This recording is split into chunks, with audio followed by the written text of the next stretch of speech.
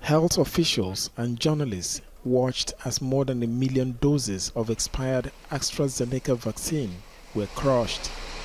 The destroyed vaccines were part of a massive shipment of more than 2 million doses received in October, a donation from developed nations.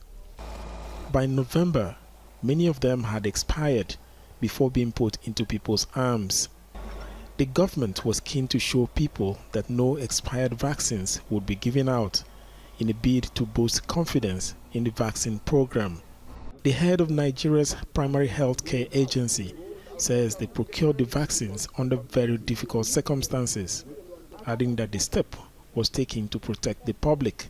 We accepted this vaccine in an environment where, despite the interest, despite concerted effort by the federal government to procure these vaccines were not available in the open market a few months ago because they had largely been mopped up by the wealthier nations. And we had no choice to accept these vaccines with short shelf lives because we are interested in protecting our citizens from COVID-19.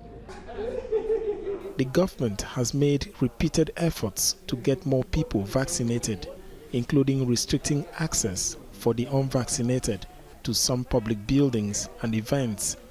But so far, they've made limited progress.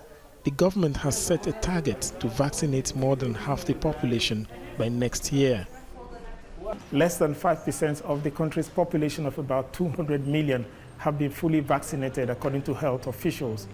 Authorities have blamed the low turnout of eligible citizens to take the shots for the spread of the coronavirus. At this vaccination center in the nation's capital, some residents are trying to encourage others to get their shots. I think the best I can do also as a parent, it's not only to obey the COVID-19 basic rules, but also coming out to take the vaccine, because nations are trying the best that they can to combat the COVID-19, the spread of COVID-19, and I've seen a lot of people lost their loved ones, so the best I can do is come out to take the vaccine. We just got out of the polio epidemic, and because of the vaccination that was taking place.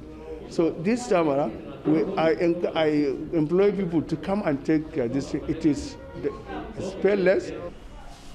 The country has witnessed a spike in COVID-19 cases in recent weeks, and health officials say they are prepared to handle the fourth wave. We have the 3 products available now. We have the Pfizer, we have the Moderna, and we have AstraZeneca. All the vaccines are in surplus. We don't have any shortage of vaccines.